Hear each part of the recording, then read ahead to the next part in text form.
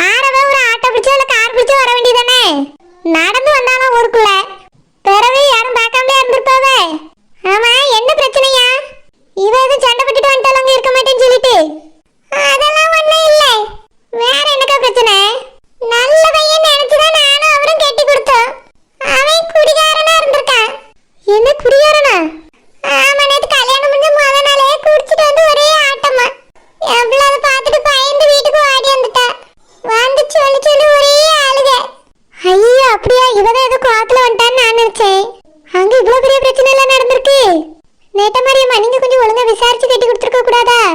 நல்லாதான் நானே என் புருஷனும் விசாரிச்சு தான் கட்டி கொடுத்தோம். எல்லாரும் நல்ல பையன் தான் சொன்னாவ. நீங்க ஊருக்குள்ள போய் விசாரிச்சு பார்த்துருக்கணும் நெட்ட மாதிரிம்மா. அதே சொன்னவ நான் தான் வேண்டான்னு சொல்லிட்டேன். தாரகர் சொல்லிட்டாரு, அவர் சொன்ன எல்லாம் சரியா தான் இருக்குமேன்னு. இப்பதானே தெரியுது. பாவம் என் பிள்ளை ஒரு நிமிஷம் கூட அந்த வீட்டுல இருக்க முடியாதுன்ட்டு வாடி வந்திருக்கா. அப்படி நாங்க எவ்வளவு பெரிய கொடுமை நடந்திருக்கோம் நீயே நினைச்சு பாரு. அப்படியா? அவ்வளவுக்குள்ளவா மாசமானவனா இருந்திருக்கா? பார்க்க நல்ல பையனாட்டெல்லாம் தெரிஞ்சா. நேத்த மாதிரி கூட இந்த கல்யாணம் வேண்டாம் வேண்டாம்னு சொல்லிட்டு இருந்தா. நம்ம எல்லாரும் சேர்ந்துதான் நல்ல பையன் நல்ல மாப்பிள்ளைன்னு சொல்லி கட்டி வச்சோம். இப்படி நடந்து போச்சுக்கா. இதை நீங்க சும்மா விடக்கூடாது. வாங்க அவியல போய் பார்த்து என்ன ஏதுன்னு கேட்டுட்டு வருவோம். போனாவி அப்ப வெளியே போயிருக்காவ. அந்த உடனே எல்லாரும் கிளம்பி போகணும்.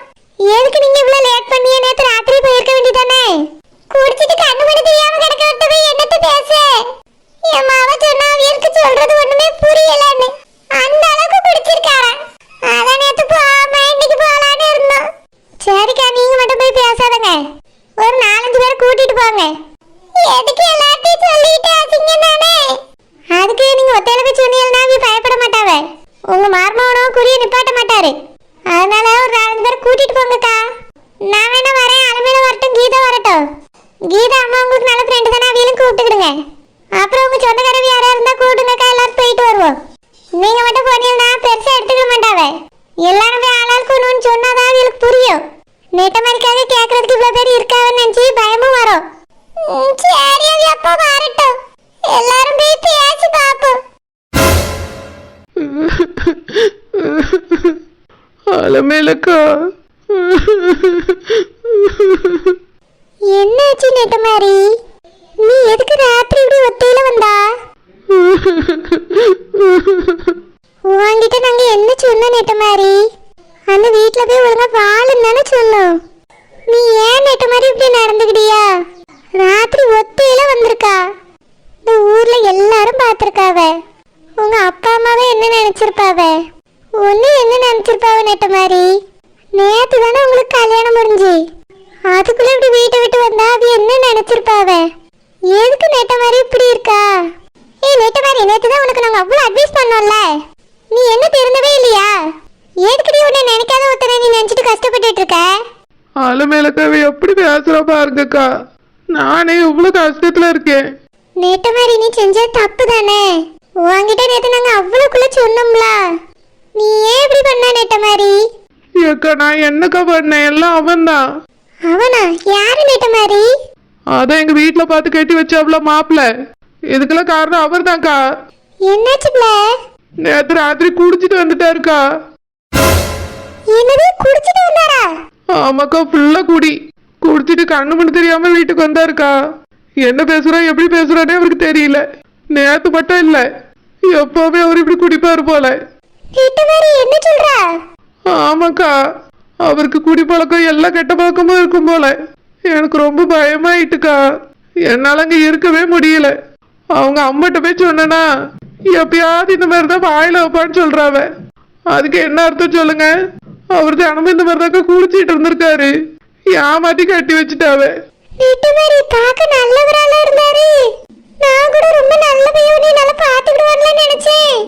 ஆமாக்கா, நான் கூட அப்படிதான் நினைச்சேன், ரொம்ப நல்லவரா இருக்காருன்னு. அங்க போன பிறகுதாக்கா அவரோட லட்சணம் என்னன்னு தெரிஞ்சது. குடிச்சிட்டு அவர் எப்படி பேசுறாரு தெரியுமா? சரியான குடிக்காரங்கா. நான் இந்த கல்யாணம் வேண்டாம் வேண்டாம் எவ்வளவோ சொன்னேன். ஒரு வார்த்தை எங்க வீட்டுல கேட்டாவளா? என்னை இப்படி ஒரு குடிகாரனுக்கு கட்டி வச்சுட்டாவளேக்கா. ஆமாக்கா, அப்போ எனக்கு அங்க எப்படி இருந்திருக்குன்னு நினைச்சு பாருங்க. ரொம்ப கஷ்டமா போச்சுக்கா. அங்க என்னால இருக்கவே முடியல. அதான் உடனே கிளம்பி இங்க வந்துட்டேன். இனி நான் அந்த வீட்டுக்கு போகவே மாட்டேக்கா.